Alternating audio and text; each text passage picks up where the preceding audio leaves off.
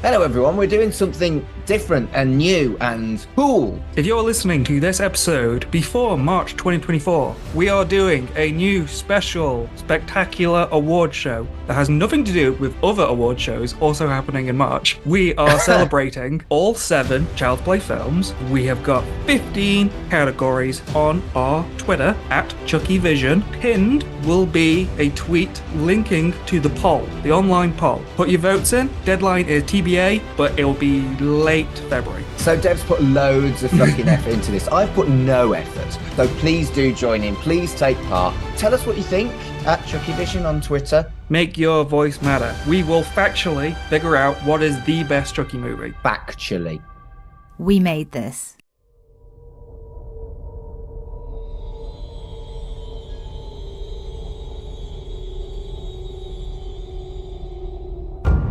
Hello and welcome to Chucky Vision, the podcast that covers all things Chucky, the movies, the TV show, and that definition of all things has expanded today because Mark, my co-host as always, and Dev, we are now doing interviews. Yes, Mark, we're talking to people from the Chucky franchise. Well, doing interviews is an exaggeration. Tell the story about how this came about, Dev. Yeah, this came about in a very fortuitous, completely accidental way. Not on their side, on our side. People who follow us on Twitter will know that we had quite a plan of what we're going to do in these months. And then one day, I was just on Twitter, on my personal Twitter, not the at CHUCKYVISION brand account, the one where we talk to our fans. I went to notifications. I accidentally clicked on the DMs. There was a pending notification. I didn't even see, it didn't even give me a preview. It just said pending notification. And I was like, what with the state of Twitter these days? Probably spam. But I went and clicked on it anyway. Turns out it was Screambox, the streaming horror service. A guy named Alex was on the other end, and he had an offer for us. There is a original streaming movie on their service called Here for Blood. It's a really cool horror movie, and I'll intro it in a moment. One of the stars is Michael Therriault, who was in the Chucky franchise. He was in Cult of Chucky and the TV show. Thrice, he's been 3 characters. He is in the movie. And Screambox were like, hey, you guys like Chucky. You want to talk to Michael? And like talk about the movie and then talk about Chucky? And Dev messaged me and I said, I've said yes to this. I was like, yes, you've said yes to this. I think my actual response was just like, huh? Okay. Sure. But no, I sent a very professional email to them. We didn't actually say how long it was going to be, but they were like, he's very enthusiastic. So we're like, okay, we've never really talked to a celebrity like this. I know Mark has experience interviewing wrestlers, but I don't. Maybe he's only going to be on for like 15 minutes, 20 minutes. Well, no, if you're watching the video, people will know from the run length. Michael was nice enough to talk to us for almost an hour. It just felt like a chat. It was lovely. Yeah. There was a little bit of nerves, I think, from both you and me at the start. But by the end of it, it was like I was chatting to someone I'd known for ages. He's just a nice chap. Yeah, right from the start, I was a little bit nervous because I had like a kind of a planned intro for him, and I was rattling off his credits. But then almost like from the first question on, it was just so relaxed and so comfortable. And we say that the interview went on for about an hour, but like he talked to us before when we were setting up, and he talked to us after. Like he stayed on and he was asking us questions about what we do and stuff. Just a really nice guy, really, really nice guy. Friendly and humble, and frankly an absolute delight. It was better than we could have expected, really, and it came so out of the blue. Apparently, we do interviews now. And I will say, he talks about so much, and he gives so much credit to the Chucky crew and stuff. There's a couple moments early on where he blanks and he forgets a couple names, but right after the interview, like right after we wrapped up and stopped recording, he immediately because he didn't want to interrupt the flow and like Google stuff, but like right after he was like, oh, Tony Gardner and Peter Chivaco, like he remembered who he was talking about. Let's not ramble any further, Mark. Let's No. get straight into this interview. I need you to babysit for me. You need to do what? He's down! Come on, Phoebe. I don't know how to take care of children. All he has to do is just keep the kid alive for a couple of hours. It's really not that hard.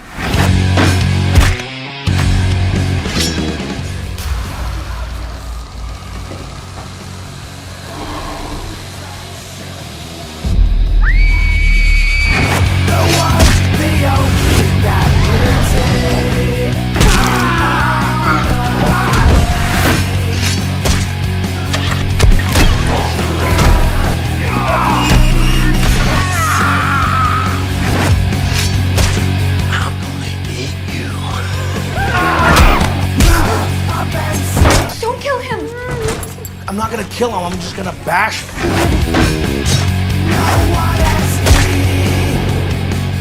How do you want to do this? You want a fist fight? Oh, all right.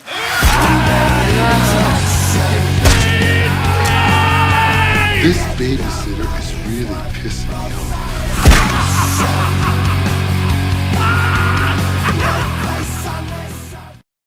All of our listeners will know our guest from his memorable roles in Chucky, from the ultra slime ball Dr. Foley in Cult of Chucky, to the earnest mayor's husband Nathan Cross in season 1 of Chucky, and currently on season 3 of Chucky, Vice President Spence.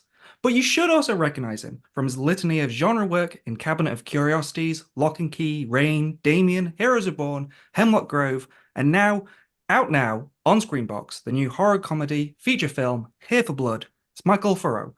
How are you, Michael? I'm great, thanks. Thank you. I mean, that was quite a big list of genre roles for you. I love horror. Dev loves horror. Our listeners love horror. What draws you to these roles as an actor? Really, that someone hired me. That is a good reason. Yeah, that's, I think some people have a misconception that actors get stacks of scripts and they go through them. It's not really that. You get auditions and you hope someone hires you. But they are really fun. And what surprised me, with Chucky, that was sort of my first big horror thing. I got that job, and Don Mancini called me at home to welcome me aboard. And that had never happened to me. I said, Don, no director has ever phoned me to say, hey, can't wait to work with you. Never. And he said, well, you'll find that people in horror are really nice. He says, it's the opposite we think. Everyone's really, really nice. And it's actually true. And Don Mancini is actually one of the nicest people you'll ever meet. And the most easy to feel comfortable with. Like immediately you go, oh, I could hang out with you. Like, I know you're my boss, but you're like super calm and fun, and he's a really great leader because he's so calm and because he's always enjoying things and trusting people. Chucky sets are usually really playful and fun and easy and not stressful. He's really great. Yeah, I really get the friendliness of it. Comes across in that documentary, doesn't it? The Living with Chucky, that kind of family vibe. Yeah. A lot of people have been on it forever and ever. And it's really exciting, the puppetry team that like every year that they come up with new technologies, and that's really fun, And they work really hard to make Chucky work. When we were shooting Cult of Chucky, they would rehearse for like 2 weeks before they shot the scene to try to get everything working. I almost was lucky to be a puppeteer once. I was in the first season of the TV show. I was so excited. So we shot all my stuff in one day, but they'd booked me for 2 days. And so I'm blanking on names. I know these people well, and I'm blanking on names. But the head puppeteer, who's fantastic, and I'm embarrassed that I've forgotten his name, but it's just because we're being interviewed. He sort of took me aside and said, Mike, he says, you're available tomorrow, and we've lost somebody to COVID. Like, would you be interested in being a puppeteer? And I was like, yes! Are you kidding me? Yes! You don't have to pay me. I was like, I'll be a puppeteer. And I didn't get to in the end, but it would have been a lot of fun. Yeah. Oh, that is a special honor. It really is, but yeah. If you weren't planning on being a horror actor, What Yeah. did you want to do when you started acting? Well, that's a good question. I started out doing musicals, to be honest with you. I went to school for music theater. I actually worked in the West End doing a musical there. Amazing. But yeah, I mean, I wasn't singing. I was like playing a creature, but I was doing Lord of the Rings, so I was like screaming a lot. But I did do like the producers in Toronto, and I was on Broadway doing Fiddler on the Roof, and like so I did musicals. And but what happened was I got an audition as a music. I got into the Stratford Festival in Canada, which is much like your Stratford Festival there, a rep company, in a musical, and I got a small part in a play. And one of the sort of like 80-year-old legend actors there kind of took a liking to me and sort of said, "Oh, I want him to play. Yeah, he's got, in the next classical play I'm doing." And then my career changed, and I was just doing like Shakespeare and like Chekhov and stuff for the next 8 years. So yeah, it went a completely different route. Anyway, when I left there, I got a big role in a big Canadian TV thing, and then that got me into film and TV. Yeah, a circuitous route is what I'm saying.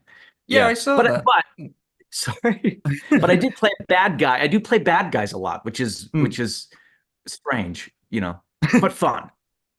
Yeah, because most people are like, "Oh, he's that kind of geeky dude that." So I think I'm much more like Gil than. I did see, this is a question for later, but since you brought up musicals, yeah, I was looking at your career. So you played Gollum in Lord of the Rings, and you played quite a few varied things. You were on that Haunters, the musical, that web series, was it? Yeah. I saw you quite a good voice. You had a good voice in that. Oh, that's very kind. And I did see that recently Don talked about how different he can make Chucky. He said he might bring Chucky into space because I read that too. Yeah, he's in the White House right now, so why not? Why not? I mean, Don is so creative, and he's still really loves the franchise, and he's really grateful for any chance he gets to continue the story. He doesn't take it for granted. Like he really does really care about it, and you can tell that, and he's, like I said, you can tell too. He's like, he always says, "I'm just really grateful to have a job. I'm grateful to." That never goes by him. He doesn't take it for granted. Since you've done musicals, and it was probably one of the best episodes of Buffy, would you be down for a Chucky musical episode? Oh yeah, totally, totally. Yeah, I think it's possible. Yeah, there's magic in that world. There's always a way to do it. Well, yeah. I think Chucky can continue to surprise you. We're going to talk about the new movie, Here for Blood first. When I was looking into it, when I was looking up the movie on IMDb and Wikipedia and stuff, it says 2022. Was that when it was made? Yeah, it was during the pandemic. Yeah. So it's been doing the festival circuit for a while. It was on Toronto After Dark, FrightFest, Glasgow and London. It was in Horrorthon, Ramaskrik, which was in Norway. It's been going all around the world. Like, how is it making a movie where it doesn't come out for everyone immediately, but every now and again you're hearing these audiences of people are seeing this movie and really loving it? Is that a unique experience? Well, kind of anything you make takes about a year to come out. Like, it usually does take a year to do post and all that stuff. So that's not unusual. Well, yeah, but I think particularly when you're making something small and independent, you don't know really where it's going to go. So I was down the street at my coffee shop down the street, and I walked in, and the guy who gave me my coffee said, "You've been holding back something." I said, "What?" And he says, "I was watching a movie last night and I saw you in it. You're an actor." And I was like, "Oh yeah." Like, so like I had that was a surprise, particularly in Toronto. Actors don't get like recognized, even when you're like starring in something, they're like, "So what do you really do?" People don't really think actors being an actor is a job. They're like, "Well, you must do that for fun, but you must also like have a real job." Do you do much of the convention stuff? Because surely you'll get massively kind of like rolled at a convention and no, legitimately famous. I don't think that way at all. But that's very flattering for you to say that. But no, I've never done one. I'd like to try one. I've never been to one. You've got the horror chops for sure. You'd be a draw. I'm not kidding. That's very kind. I will tell you this.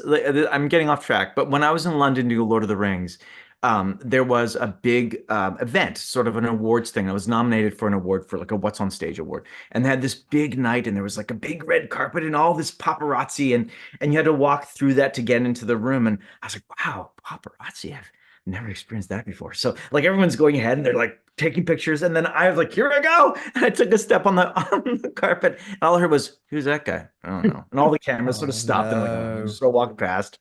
So that was my one shining moment of no one caring, but it was funny. No, the horror cons would definitely recognize you. Definitely. Last November, Fiona and Brad came out to Manchester. They came over here to do a horror con, and oh, cool. Yeah, it brings me back to what you were saying about the Chucky crew being so friendly. Like Fiona and Brad were busy for both days, all day, and still they were taking like several minutes with each person, not just signing and then sending them off. They were like talking to them, getting to know them, like getting up and hugging them and stuff. It was so nice that you should definitely try looking at one because they're really, really fun scenes, those cons.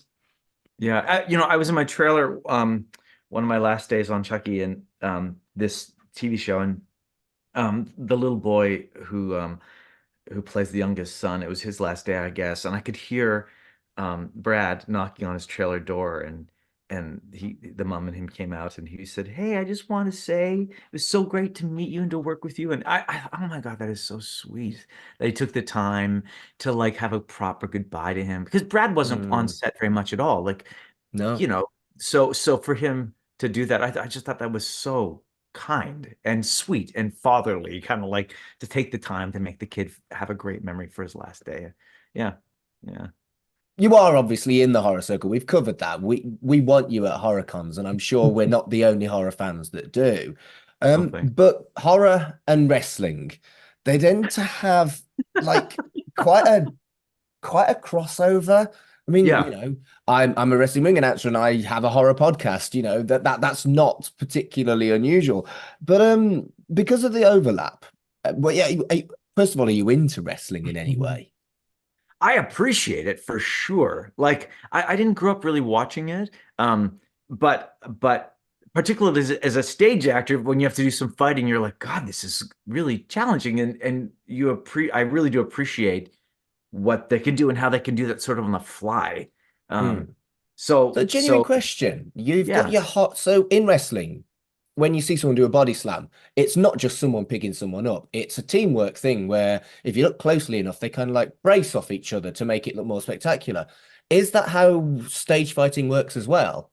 100%. Yeah, 100%. It's maybe not as convincing as wrestling, because you have to safety is even more because you're doing it 8 times a week or whatever. Yeah. There's a lot of illusion, and you can hide things if the audience is in the right way. You can be farther away, or But yeah, I've had to do a little bit of stage stuff, and oh my God, like I felt like I rehearsed the fighting more than I rehearsed the play. And it's quite challenging. Yeah. Were you worried when you heard this was a wrestling horror and you saw? No, I thought it was so good. When you saw the main actor, Sean Roberts, did you think, oh no, I'm going to have to wrestle this guy? No, because I read the script. No, but I did feel like there was a day where we all, myself and a couple of the bad guys, we all sort of shared a dressing area.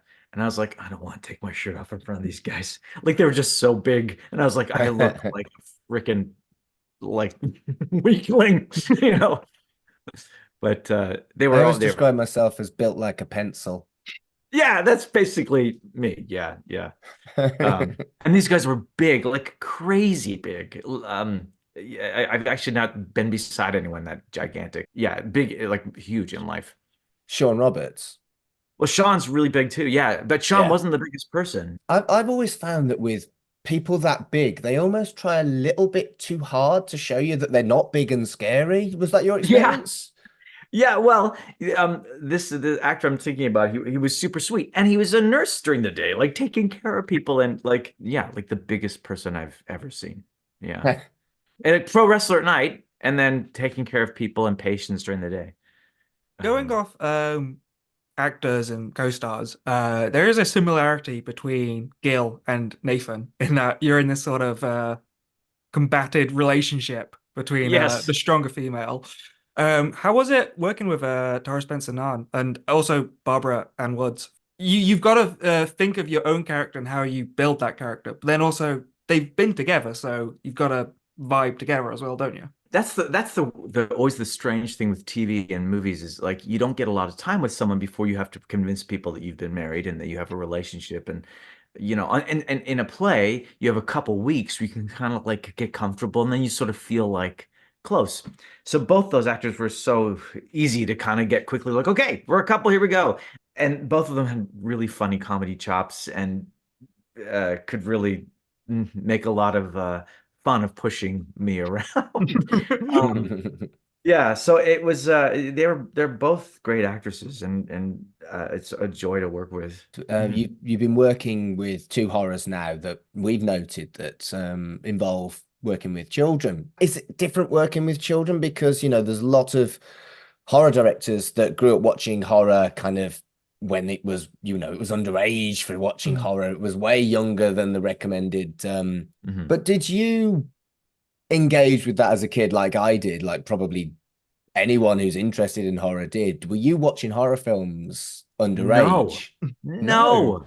I was terrified of them. I wouldn't watch Gremlins, which I didn't realize when I was older it wasn't even a horror film, it was a comedy. Like I didn't watch Chucky when it came out. Like I remember when it came out, and the whole idea of it terrified me. So I didn't watch it until I got the job. And then I was like, oh, these are so much fun. I mean, I knew of it. I think I didn't grow up watching them because at that point I was too scared. But I really appreciate them now and have fun watching them, particularly because I know it's fun for me to think, how did they do that? And I enjoy that a lot. No, but I didn't grow up watching them. No. Do you have any young people in your life, and would you let them watch your incredibly brutal deaths in Chucky? And in fact, this one wasn't so bad, really. You were just thrown into a portal, but yeah, it's implied. Yeah, the horror is implied. Yeah. Well, no, my godson did watch Chucky, and he was totally fine about it.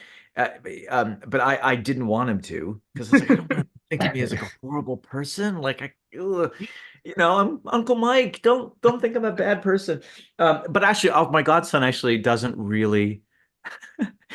He doesn't really. I don't think he really likes. Like he's come to see plays, and he's like, "Good job, Uncle Mike. Nice work." Oh, you think it's terrible. Like he's quite, So he's not that impressed with me, which is good. And he's very brutally honest. You want that sometimes, though, right? Yeah, I will say, my mom, whenever I get a job, my mom's like, "Do you die again?" She's like, I always want to make like a video of all my deaths. I've died so many different ways, and go, "Here, Mom, happy birthday." Yeah, like it's kind of crazy how much I've died in things. What was it like working with the kids in this, the kid, and then the trio in Chucky? Well, what's it like working with them? Because they seem, for their age especially, they seem so professional. Well, yeah, I mean, I forget how young they are. I mean, when we started doing the first season of Chucky, Olivia was 13 or 12 even, and I kept thinking she was 16. I kept forgetting. And they're so like they have to do school at the same time. This is the crazy thing. Like they're in school until the last second. Like they only pull them away from school until they go to camera.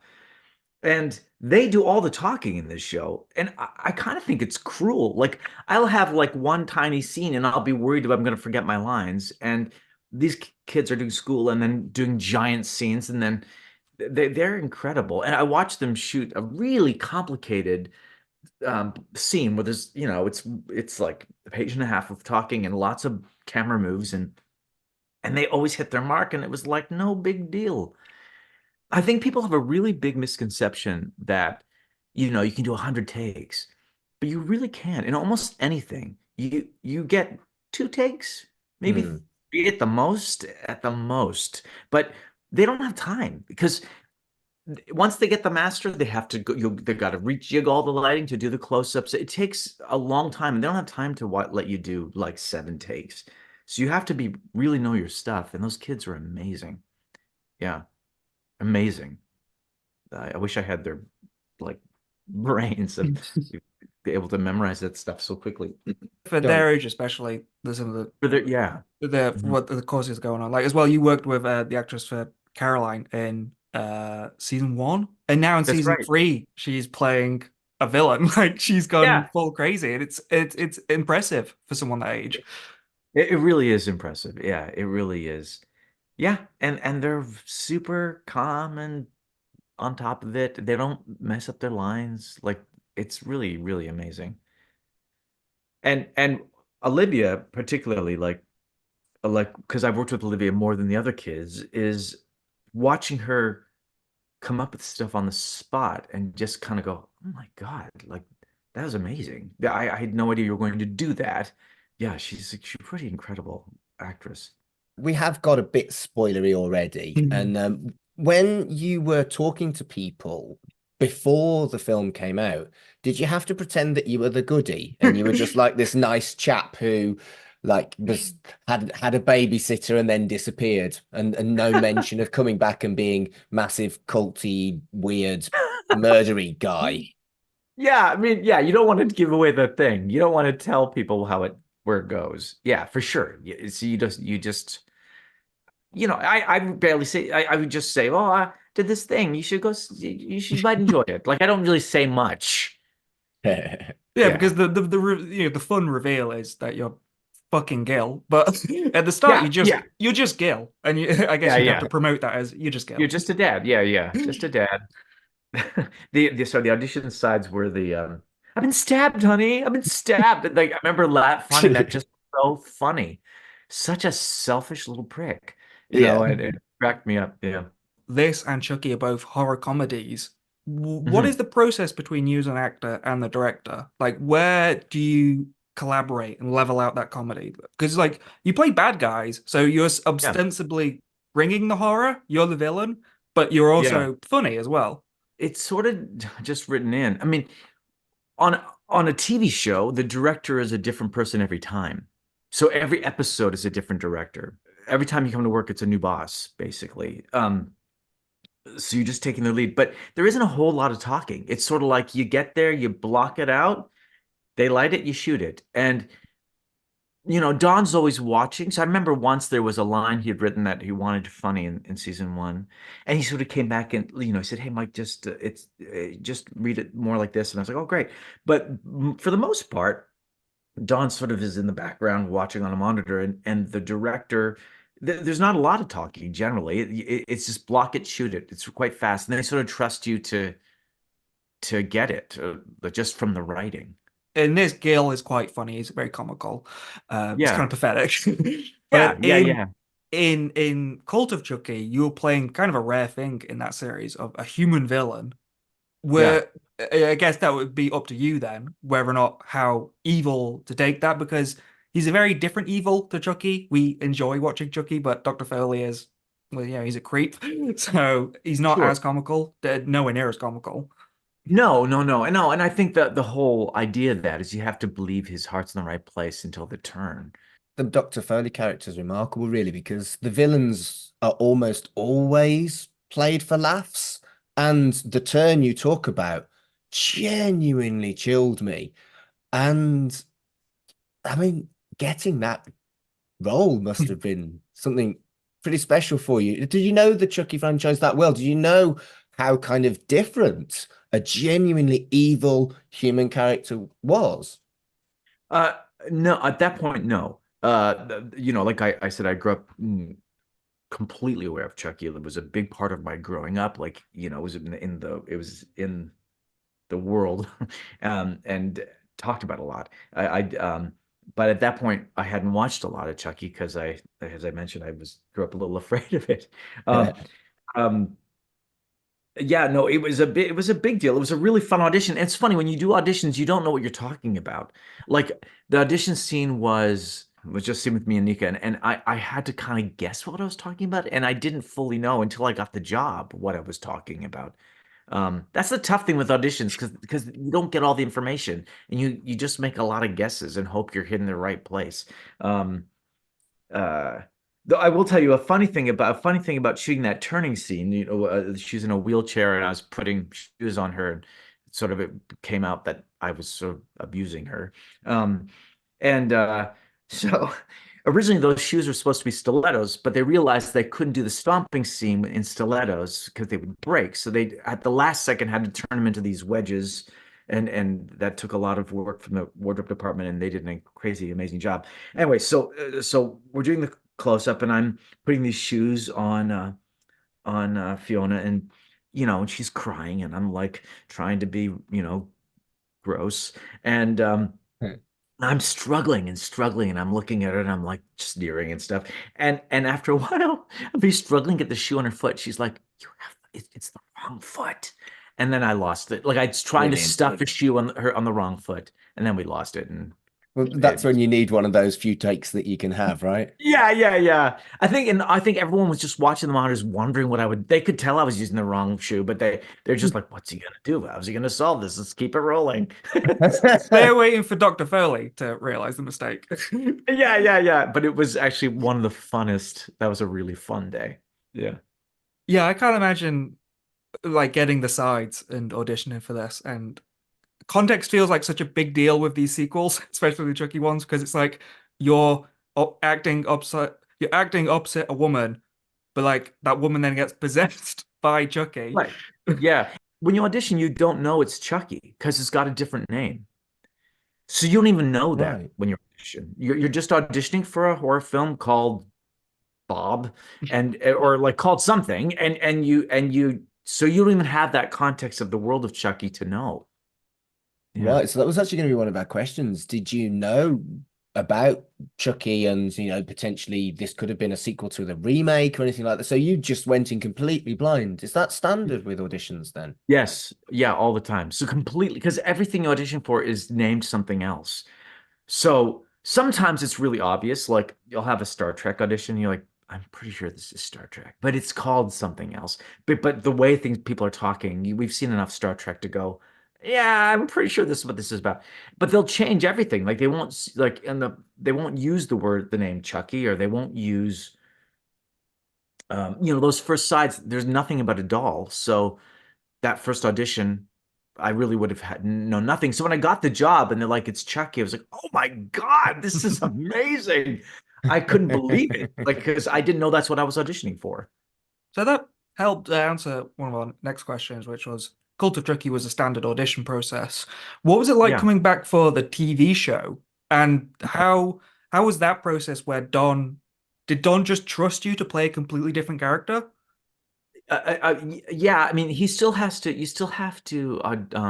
be approved by the network and a slew of producers. And so I did audition for both seasons, again, under a different name. I think I auditioned for the principal for season 1, and then I also auditioned for Nathan, and guessed it was Chucky because there was talk of a doll named Teddy or something, and I was like, "Oh, is this Chucky?" And I didn't even know. And then when I got it, I was blown away because I didn't think that Don would do that. Well, that the franchise would allow that, because on most TV shows, if you're on a TV show, even as like the cop who gives you a ticket and walks away, then that TV show generally won't ever hire you again because you've existed in that world. But with Chucky, so I was shocked that Dawn hired me back and was incredibly touched, and then doubly shocked when it happened again. I really didn't expect that, but I think Don's creating a world, like as you can see, where he likes bringing actors back, and I think he explained it to somebody that it's sort of like almost got a nightmarish quality where people keep coming back as different people, but the kids sort of stay the same. I think there's you and Devon Sawa. I think he's got one more on you. Do you have ambitions to get more parts in the Chucky franchise than Devon Sawa? I love working on that show. I'll come back as much as they'll have me, but you know, Devon Sawa's in a different league altogether. We got 2 in 1 season, which is a tough one to beat. Yeah. He's fantastic, and yeah, that's definitely he's great. So do you think they deliberately do it with Devon, but you perhaps not so much? Or do you think they're deliberately bringing you back again and again now? I think Dawn just likes bringing people back, and because it's not just the two of us. Lara Jean Kristecki also played sort of the crazy nun in the second season, is playing the First Lady in this season. And Dawn had worked with her on Hannibal in the past. He was showing her for that. So I think he just, if he gets along with someone, he likes working with them, he'll bring them back if he can. Yeah. And he likes watching actors play different parts. He said he really enjoys that. I do too. And that was actually one of the joys of working at a festival all those years ago is, you were at that point in my life, you were doing 3 shows at the same time. Very, very different. All like, doing a musical in the afternoon, a Shakespeare at night, and a modern play in the next day. And so it's really fun watching actors put on different hats. That makes sense with the audition as well as bringing you back, because like he wants you back, but he wants to find the best part for you. Because you mentioned the principal, like that would have been good, but you bring something really sympathetic to Nathan in season 1. And it's always good too. I mean, I like auditioning too, because I don't want them to be upset. Your worst fear as an actor is that you get there and that people are going, oh God, why did we hire him? So I'd rather do an audition for people to go, oh yeah, no, you're right. So I don't have that imposter syndrome. I think what was really good about bringing back the Dr. Foley actor as Nathan was that you went from one of arguably as evil as Chucky and Tiffany. That character, Dr. Foley, my goodness, his death was one of my favorites in everything that's ever happened in horror, because I was like, fuck yeah, about time. Yeah. Whereas Nathan was genuinely one of the few likable adult characters in that series. And to bring you in 2 completely different parts, I think the contrast, at least for me, really, really struck me. Was that an interesting challenge for you, that you were going to play the nicest guy in that series compared to the nastiest guy in that film? It's really just in the writing. Like it's not really a challenge per se, but it's fun. Like the writing does most of it for you. I mean, if the writing's good, it just fun to get to switch it up. And it's also who you're working with. Barbara, the way she treats me tells you so much, and she was so amazing. And I think it was quite heartbreaking too that their relationship starts to get on the right track, and then Nathan dies. I thought that was kind of a nice turn for that. This relationship that's kind of broken is just about to get on the right track, and it gets torn down. And how did you feel about having probably the most undignified death in the whole of series 1? Yeah, it's fine. I mean, I got killed by Chucky. I feel pretty lucky. But yeah, that was pretty fun. It was funny. I spent a couple days just like this, like in a chair, leaned over. It's I whenever I can kind of be there watching things happen too, I feel really lucky. A recent day on this season of Chucky, we were just outside the set of the White House, which is in a studio, obviously. And I went to go to the bathroom, I think. And you're in this big dark building, the light is only where they're shooting. And you could hear there was 2 crews happening at the same time shooting different things. So when the crew in the White House was setting up, a crew in the same warehouse was shooting sort of close-ups of the puppet team was working, so you could hear like Chucky talking when no one else was working, like having his evil life. And so I go to the bathroom and I come back and I get completely lost, and I go, how how am I in a jail now? Like I was like, where? Because I was in a set of a jail and I didn't know how I got there. I didn't know how to get out. And one of the crew guys was like, oh, just push that part of the wall open. And I pushed that part of the wall open, and all of a sudden I'm where I'm supposed to be. It's like I have no Brilliant. idea. It's really fun being on sets because they're so believable, but they, they all can be in the exact same space. You go from jail to White House to, you know, all in seconds. It's kind of cool. So would you say you have a favorite set that you've worked on? The sets in season 1 of Chucky, those houses were gigantic, and that's another thing about TV world is people must watch these TV shows and go, oh, I'm not succeeding in life. Why doesn't my house look like that? Nobody's house looks like that. The kitchens are gigantic because they have to fit an entire crew of like 50 people in that room. So nobody's kitchen's that big. No one's bedroom's that big. We had a scene in a White House bedroom that is bigger than my apartment. It's like because you have to fit all this machinery and people in there. It's quite interesting working on that side of things. You realize we watch a lot of TV and we can sometimes trick ourselves into thinking that we're missing out, but it's all fake. I love that you said that. One of my, it's almost like a running gag on the podcast that I whine about how gigantic American people's houses are compared to British people. And maybe they're not after all. Maybe you've blown my mind and the running gag is dead all because of Michael Therriault. I will say too, like I worked on Rain for a while. I know that's not what we're talking about, but like these young girls come in and they're on the show and they're very pretty and then they walk out and they have like way more hair than any human would have. And like I think, oh God, I wish young girls watching the show would know that that's not what they look like. Like that's like a lot of fake, it looks great on camera, but that's not what a normal human being, no one has that much hair. No one looks that perfect. I think it's important for people to, especially young people, to know that things are fake, and that's kind of the fun of make believe and fun of these movies is the make believe aspect of it. Were there many sets for Here for Blood, or was that more location based? There's more location, yeah, because it was an independent film.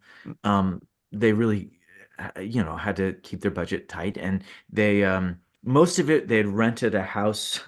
This poor house. They rented a house for a week or so, and we shot in there. And that poor house, just the amount of blood, I don't know. Like I was like, oh, I wouldn't know if I'd want to own this house and come back. Because like, where would you find blood? You find it everywhere, sort of in the cracks of the floor. I mean, they deep cleaned it and everything, but blood's hard to clean up. It's like syrup. So, and there was a lot of blood in that show. So, just a bit, yeah. Yeah. Do you think you have a favorite death that you've ever had? It doesn't have to be Chucky, but do you think you have a favorite death? Because you've had quite a few. I've had quite a few. The Call to Chucky getting my face smashed was kind of cool because they had to make 2 lifelike heads of me. So I have a lot of pictures of me sort of with mannequins of myself. It's kind of wild. And the gentleman who made it, he won the Oscar for The Whale. Really nice guy. I went to Montreal and I was interested. So he said, oh, let me show you all this stuff. And I had the greatest afternoon. They made a mold of my head. And Don would send me pictures of them sort of making the face. And he also sent me a little video of some of the tests they'd done of smashing my face. So Don was trying to keep me excited. Like it was so nice that he thought to include me and that I would be just as excited about him as these cool developments. But what was neat about the being beside fake heads of yourself is something as tiny as the eyes. Just like these mannequins look just like me, except the eyes looked slightly Greek, like because they were just slightly angled wrong. I was like, that's like Greek me, It's funny, just a tiny change like that changes you. Yeah. I was going to bring it up earlier. Yeah, when I saw Fiona in Manchester, she had photos to autograph, And I only just noticed this after we signed up for this. But if I can get it on camera, I got the scene of you and Fiona. So you've actually been on my wall since November from that scene. Oh, wow. Oh, that's cool. Very cool. I don't think that is the double. I think that was before you got your head smushed. So that was the Okay, that's the real yeah. It's that was really fun though. Really, really fun. And I loved working with Fiona. She's such a good actor. And I was loving working with her. And then she said she was on the Dirk Gently's, and I thought, oh, I'll watch that like at night when I'm home. And I came to work and I was like, I know I'm an actor and this is what I do for a living, but I still can't believe that's you. Like I couldn't believe this woman I was hanging out with and working with was this other crazy character. And I love that. Yeah, she's kind of blows me away. She's a really fun actor to work with because she just dives right in. And then can step out of it really quickly. She's really great. Yeah. You must have had an inkling then when you did call to Chucky that you were doing something crazy, even within the world of Chucky, like with Fiona turning into Chucky. Oh, sure. Yeah. I mean, but Don's really good at doing that, taking the rug up from people and surprising them and going places you don't think he's gonna go. I loved, one day I came to set in season 1 of the show, and Fiona was just coming out of makeup from being made to look like her dad. And that was wild. And actually, I was going home, and she had wrapped that for that day. So she goes, "Hey, Mike, do you want to?" She's trying to man it up. She says, "Want to get a beer at the place across the way?" And I was like, "Okay." She's like, "I just want to see if I can convince them that I'm a man." I was like, "Sure." So we went over there, and she was very impressive. But at the end, the waitress said, "Thanks, darling," and she was sort of crushed. She said, "Oh, she knew." I said, No. That waitress was just saying that. Like, she's pretty sure you have a 5 o'clock shadow. She's not going to think woman. Darling can be universal, right? You can use darling for both. Yeah, I think so. That she just. That's why I agree. Yeah, there's no way that waitress thought she was a woman. There's no way. Because why should we even think someone came in with prosthetics in? You never think of that. I remember when Dev told me who was playing young. You didn't even know. You didn't know. I had no clue. When he told me, I was like, what? What? So, she convinced me completely. I hadn't clocked it at all. And he told me when we were recording an episode of this podcast, and my reaction is fully 100% real. There's no acting there from me. It was a hell of a job. Yeah, she did an amazing Do you think job. you'd do good if you had to be a woman? No. I mean, terrible. Absolutely terrible. But ugly. Let's talk about Spence as much as we can, because he is still alive. You've only had 2 deaths so far, technically. That's right. Can you tell us anything about the next 4 episodes? Does Spence get to be president when we inevitably have another Devon Sauer death? Does Spence survive? Can you tell us anything? But don't tell us anything you're not allowed to. I can't. I can't tell you anything. But it's a fun ride. The next 4 episodes, you're gonna have a blast. But I can't tell you anything. Has the series completely wrapped? It's completely wrapped. Yeah. So they're in post now. So I'm not sure when they're planning on it coming out. We're kind of hoping for April or May. Okay, well that makes sense. Yeah, that makes sense. Because it does take some time to do all the post stuff. Most things I say usually come out like a year later. But that, this show won't be a year later, but it takes time. It is amazing too, just with the White House stuff, like how convincing that is. It's while being on that set and being in a room going, I can't believe I'm in the Oval Office. But like the shots I've seen where you're outside the White House on the steps coming in, like that's all CGI. I kind of can't believe it. Like I've been on that set and it's just the step and a red carpet and that's it. Like everything else is drawn and I can't tell, and I love that. they're pretty great artists working on this show, blending the things that are unreal and real. When I saw Fiona way back in November, she was, saying how season 3 was going to get started in production again. It was going to be crazy and stuff. And then I think unprompted, I didn't even bring it up, but she said, Don's already working on season 4, and it's the craziest idea yet. You recently just had an audition. Was there a point in that audition where you were like, hang on, this seems familiar. Am I auditioning for season 4? No, I know it wasn't for that. Yeah. No, it would be great if it was, but no, it wasn't. But I know it's amazing he has to write stuff so quickly, I'm sure he must always be coming up with ideas because, a show gets red lit or green lit, and then you got to go, and you got to start writing. It seems like the process is quite fast. Faster than I would imagine, like that most people would imagine. I do have a little gimmicky question that I always ask when I get the opportunity with an interviewee. And I really like it, and I get a 50-50 response on it. So if you were interviewing Michael Therriault, what question would you ask him? Oh God, that's good. What question I ask? Is there anything else you'd like to do with your life? Is there anything else you'd like to do with your life? I wish that I just want to keep acting, but I want to get better at it. No. See, that's the thing. I'd be like, because most people are like, would you like to be a teacher? Would you like to? Someday I'd like to direct like a theater show, but like a small theater show for fun, like just at a college or something, low stakes. Amazing. But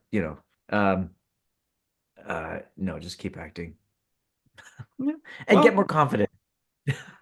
Well, yeah, I mean, I'll always keep working, but I think we can both say confidently that you're a really good actor. You're really, really funny in Here for Blood. A highlight in that. You're even in Chucky, with all the talent in that show, I think you're also a highlight in that because, I think you're really important as part of the Chucky franchise as well because of the characters you've played. Like I touched on it earlier when I said the contrast between Foley and Nathan, and now Spence is a fascinating character who's been in the background. And I know you can't say, but I'm predicting Spence is going to have a bit more meat in the second half of series 3, and I'm looking forward to seeing it. Oh, thanks. One thing I didn't tell you that's kind of neat is when we started shooting season 1, there are some things that Don very purposely put in as echoes for Dr. Foley. Like he had a shot walking down the hallway and putting Chucky into a trash bin, like a trash chute. And he says, I did that on purpose because he said, I want people to kind of go, what? Wait a second, is that the same guy? Like he likes the echoes, which I think is kind of cool. I think he's trying to make it weird and creepy, and I think that's he's exactly managed to make it weird and creepy. Yeah. Thank you. Yeah. So we did bring you on here. Or rather, you approached us because of Here for Blood. Is there anything about Here for Blood that you haven't talked about that you wanted to talk about before we thank you profusely and tell you how brilliant you are one more time? Yeah. Well, that's very kind. I just say encourage people, if you want to have a great laugh and have a good time and have some fun scares, watch Here for Blood. It's a lot of fun. It's really, really funny. And if you like wrestling, watch Here for Blood. It sort of melds everything. But I think it's a really funny movie. Silly and campy and great. It feels like the right fit for fans of Chucky, and it's not much of a spoiler to say. We haven't recorded our episode on Here for Blood yet, but I'm going to be singing its praises massively, and it's not because you're here with us now. It's because I thoroughly enjoyed it as a horror fan and a wrestling fan. No, it was the best case scenario where we got this opportunity, and the worst case scenario would have been it was an okay movie, but we get a chance to do this interview. But the best case scenario is we get to do this interview, and it's also a really fun movie. So, well, I think too, you have to give credit. Like it's a small independent movie that doesn't have a giant budget at all, and they did some great special effects. They, they had it was really well done for someone who like a movie made on a very tight budget and very, that's I think really impressive. When you have lots of money to throw at something, that's a different kind of movie, I give you extra kudos for making something great with little, Oh yeah, that's some of my praises, is that just on a fundamental level, it is a small budget film, but it looks good, it sounds good, and it's got good actors in it. So it's a good film. So what's next for you? What projects have you got, or that you can tell us about? I don't have anything lined up at the moment, to be quite honest. It's been quite quiet in Toronto. I'm in Toronto, and because of the strikes that happened, things were quite slow. So things are just starting to pick up now. Yeah, so just back on the audition thing. Got my backdrop. It's like this is back to auditions, which is basically the actor's life, just audition. Yeah. So we'll see. I don't know. We'll see where the year goes. Definitely, me and Mark are gonna keep a keen eye on whatever you do next, and I hope the fans do, because you're a real delight. Genuinely. Oh, thanks, guys. Thanks. It was a fun game to chat with you. I really appreciate your time. So thank you. Oh, thank you so much for spending bloody hell an hour with us. Thank you. Oh, you're welcome. You're welcome. Yeah. And keep the podcast coming. It's great. It's a lot of fun, and it's fun way to connect fans of the franchise. It's funny. I hate that word franchise. I don't know why. Because it to me it sounds like a McChicken or something. But I feel like Chucky's is more special than that, because I feel because so much love is put into that show, that franchise feels like a very like sterile businessy thing, where I feel like Don so loves this world that I wish there was a better word, but to describe it. Yeah, well, franchise sounds like money first, but Chucky is authentic. It's authentic through and through. We would never have had Seed of Chucky if Chucky wasn't completely and utterly authentic. Yeah, very good point. Yeah. And I think that's the difference between but I think you're maybe envisioning franchise looking at things like Marvel and Star Wars, whereas Chucky, whilst technically as a franchise, there's much more organic and kind of genuine love involved in it, I think. 100%. That's exactly where I'm going with that. Yeah. I wish we had more questions so we could keep talking, but I think that's us done. It's been a pleasure, Michael. Thank you so much for joining us. Thank you. Thank you both. Yeah. And so that was our fantastic interview with Michael Therriault. Once again, thank you so much to Michael for giving us the time and being so enthusiastic about this. Thank you to Alex and the rest of Screambox for setting this up and being so generous with their time, and just, I don't even know how they found us. They just obviously were looking for outlets to discuss this movie, and they found us, and it was a great opportunity. This was really the only thing that they planned. Do you want to have Michael on for an interview? And we were like, yes, of course. They gave us a screener so that we could actually make questions about his involvement, his role, his acting, and all that. As it turns out, it's a horror movie about wrestling, featuring, a wrestler as the main character. And Mark does commentary on wrestling. Well, it's a link enough. We've had tenuous links. We're going to review it, is what we're saying. They didn't ask us to do that, but we're going to review it, and we're going to stick that as soon as possible after this interview drops. Spoilers, we really liked it. I think you can probably guess that from the conversation we had with Michael. Yeah, so, again, thanks to Michael, thanks to Screambox for this impromptu double bill bonus episodes, an interview with an actor from Chucky, and a full review on a really cool new movie, Hair for Blood, out now on Screambox.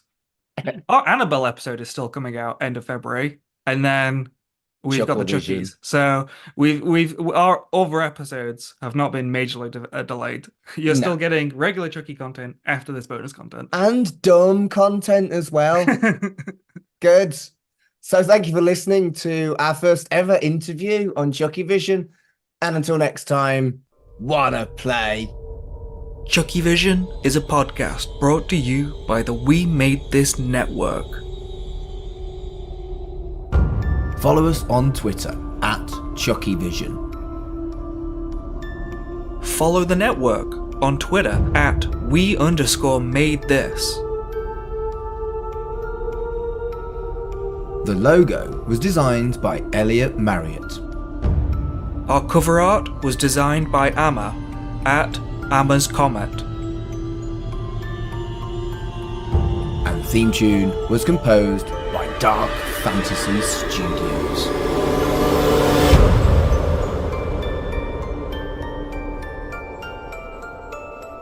Wanna play?